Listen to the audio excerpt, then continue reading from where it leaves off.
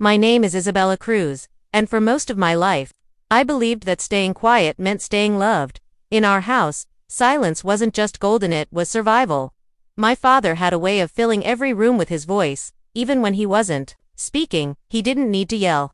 One look, one scoff, one perfectly timed breath was enough to shut a conversation down. He was the provider, the decision maker, the man who always knew best, and somehow, we all lived by that truth. My mother, kind, soft-spoken, tired, would smile through his interruptions. My siblings learned to nod, agree, fall in line. And me, I learned to disappear. I was the artsy one, the dreamer, the girl who painted in the attic when she should have been studying accounting. I filled sketchbooks with colors no one cared to see. While my brother got a congratulatory steak dinner for landing a finance job, I got a patronizing pat on the head when I said I wanted to design restaurants. Design? You mean like napkin colors and that frou-frou stuff? Dad had laughed. That's not a career, Izzy. That's a hobby. So I smiled, shrunk, said okay, and I stayed small, because being small meant they left me alone. But even small things grow roots. Even quiet girls dream louder when no one's listening. Still, when I offered to host Mom's 60th birthday, I wasn't expecting applause, but I wasn't ready for the smirk either. That condescending kind of smile that says you tried, but you're still not enough. Come on, Izzy, Dad said in front of everyone. This isn't pizza night. You really think you can afford a place like that? The room chuckled. My face flushed. I almost folded, but I didn't. I just smiled back. A different smile, one they hadn't seen before. Don't worry, I said quietly, steady. It's covered. And it was. In more ways than they knew. Because what none of them realized. I wasn't just booking the restaurant. I owned it. If you ever want to know your place in a family, pay attention at the dinner table. Our table was rectangular, always rectangular. My father sat at the head, like a king without a crown but with all the power. My mother sat on his right, dutiful and quiet. My brother, across from me, always with stories that made Dad laugh and nod with approval. And me. I sat wherever was left, usually near the end, usually listening more than speaking. Over the years, I became good at playing the part. I knew when to laugh, when to bite my tongue, when to nod as if I agreed even when my chest was burning. Every once in a while, I'd try to share something like a design I'd sketched. Or a restaurant concept I'd imagined, and the silence that followed was always louder than I expected. Someone would clear their throat.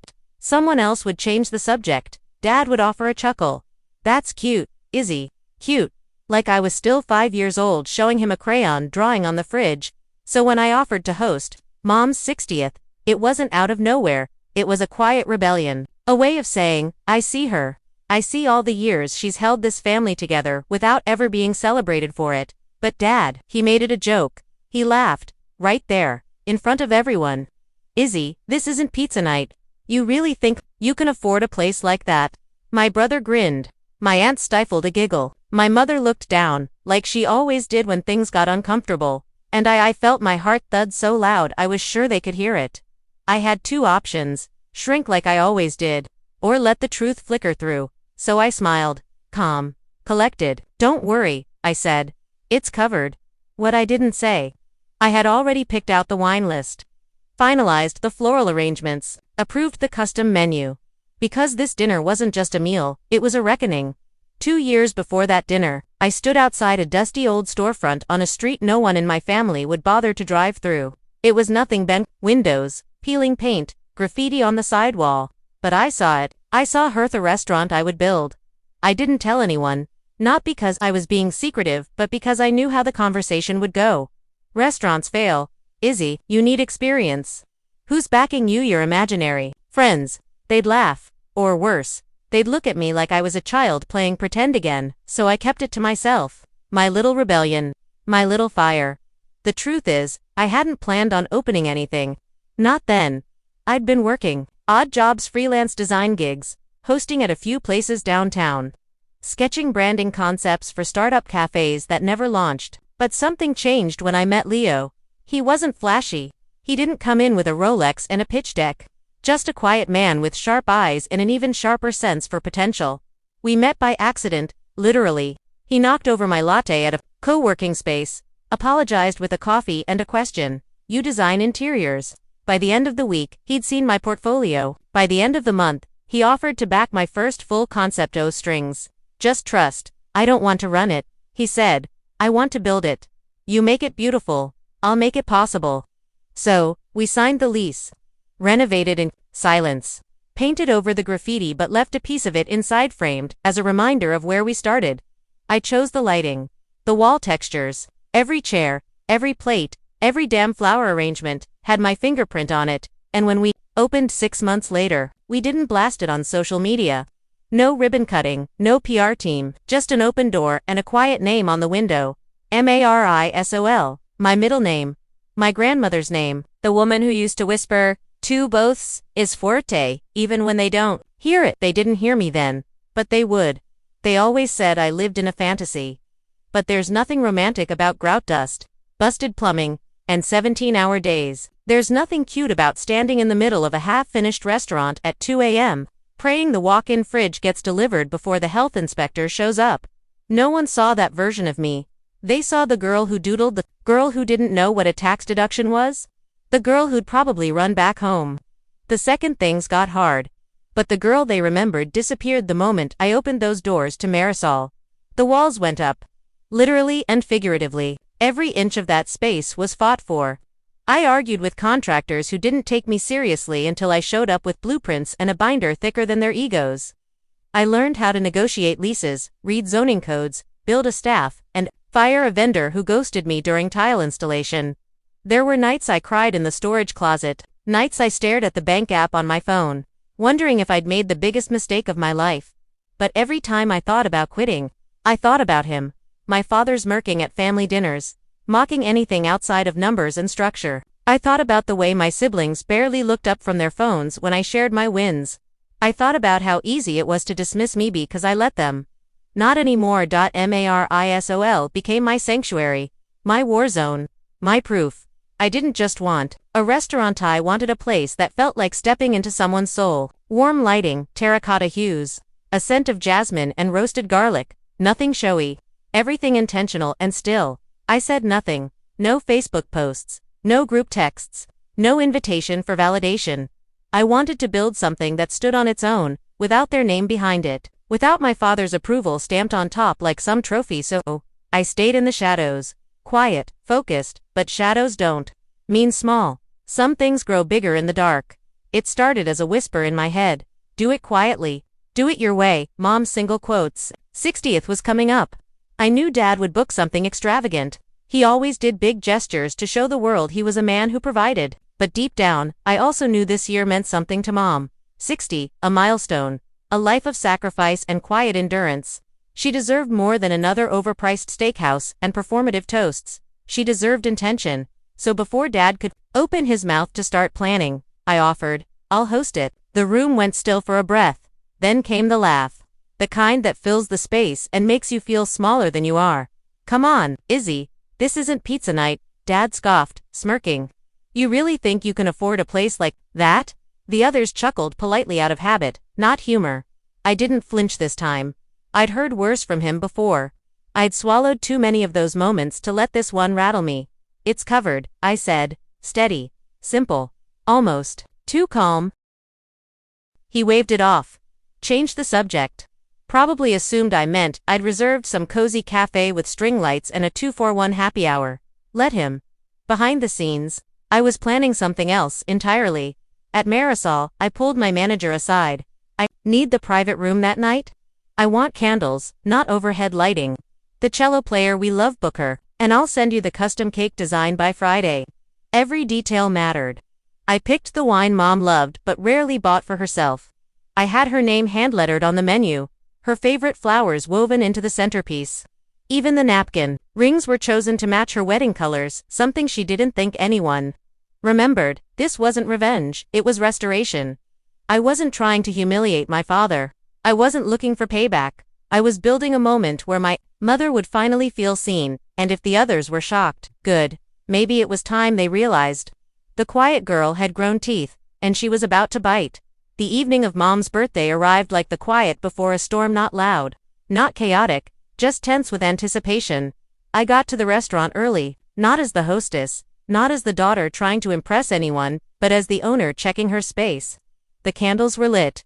The strings of the cello hummed softly in rehearsal. The flowers had just been misted, the scent of lemon verbena and rosemary lingering in the air.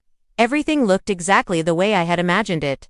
Still, I stood in the corner for a moment, adjusting a plate that didn't need adjusting. Breathing. I wasn't nervous. I was ready. The first to arrive were my siblings, dressed up curious. Their eyes flicked across the space, taking it in. It wasn't flashy, but it was warm, elegant without trying too hard. I saw my brother's eyebrows raise. Just slightly. Then came Mom and Dad. She looked beautiful, hair freshly done, earrings I hadn't seen in years. She held his arm, but her eyes scanned the restaurant like she was in a dream. Like she couldn't quite believe this was all for her. Dad, on the other hand, looked, uncertain. His steps slowed. He glanced around the room as if trying to place it like maybe he'd seen it in a magazine once. He nodded, as if silently approving. That was his way of showing he was impressed. Pretend. He wasn. Single quotes, T. Then the manager walked over and broke the illusion. "Welcome back, Ms. Cruz," he said, with a warm smile. "Your usual table's ready." Dad stopped mid-step. My siblings turned. "Wait," Dad said slowly, staring at me.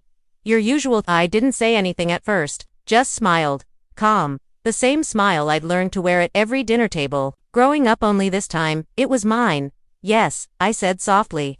"This is my place." The silence that followed was rich, awkward, thick with everything they hadn't expected to feel, and for once, I didn't fill the silence. I let it do the talking. The moment hung in the air like steam rising from a dish no one dared touch. I could feel all their eyes on me, my father's especially. He blinked. Once, twice, that slow processing kind of blink. Like he couldn't compute what he'd just heard. The manager, bless his timing, smiled again and bothered, unaware of the quiet storm he'd just stirred. "We set the table, just as you requested, Ms. Cruz. Chef said to let you know," he added the rosemary to the sea bass, just like last time. I caught the flicker in Dad's eyes, the confusion first, then discomfort. He wasn't used to being the one who didn't know something, didn't control the narrative, didn't own the room. He looked around the restaurant, then back at me. "You come here often?" It wasn't really a question. It was a grasp, a last-ditch attempt to stay anchored in the version of me he still believed in. I tilted my head. "Every week." His jaw clenched just slightly.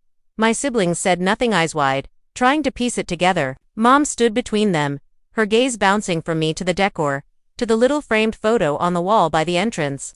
One she hadn't noticed yet. One I hung myself. I could feel her starting to understand. And still, I didn't gloat. I didn't perform. I simply turned to the hostess and said, "We're ready."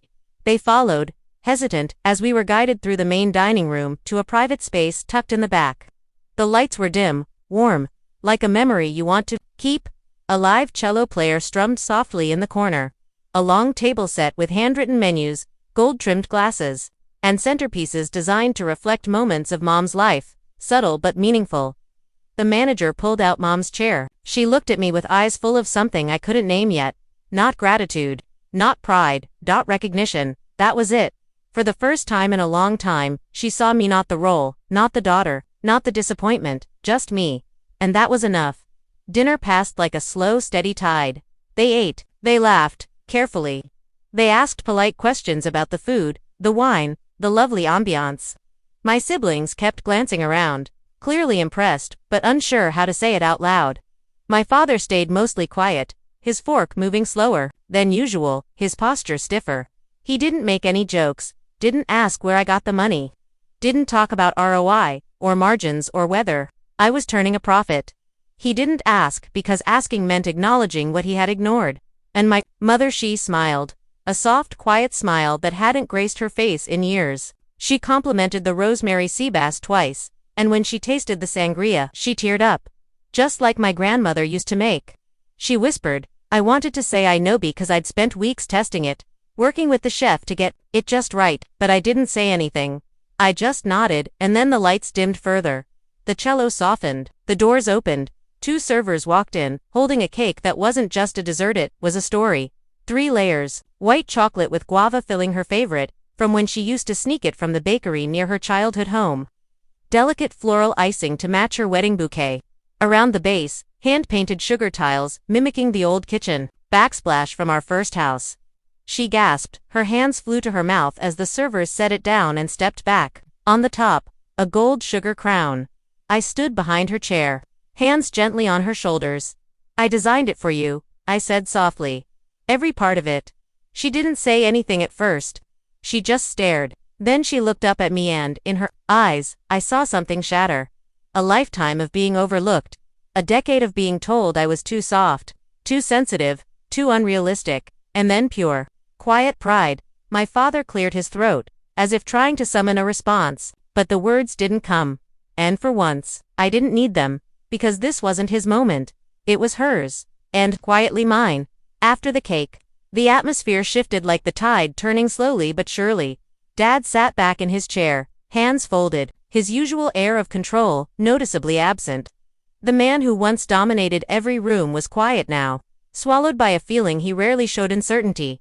I caught his eyes once, and for a second, I saw the crack beneath his armor. A moment of recognition.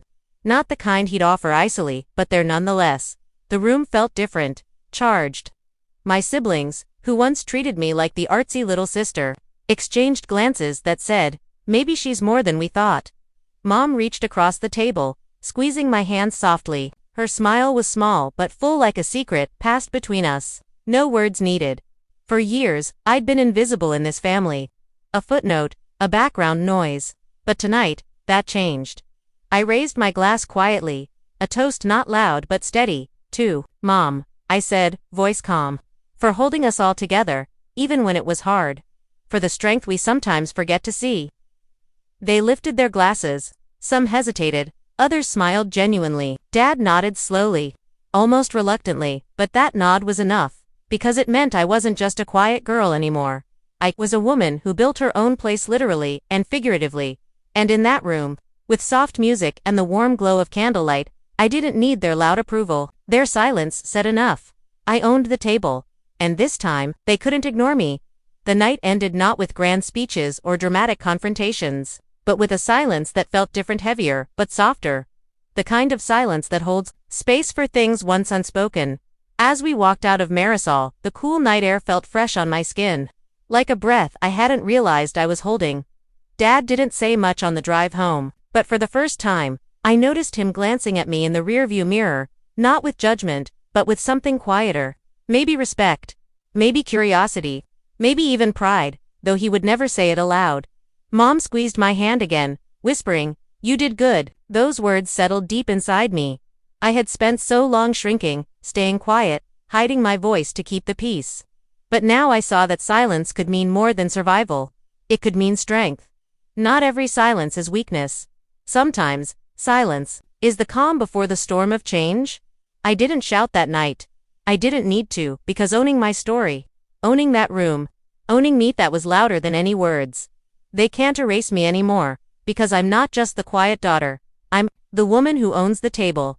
And this time, I'm here to stay.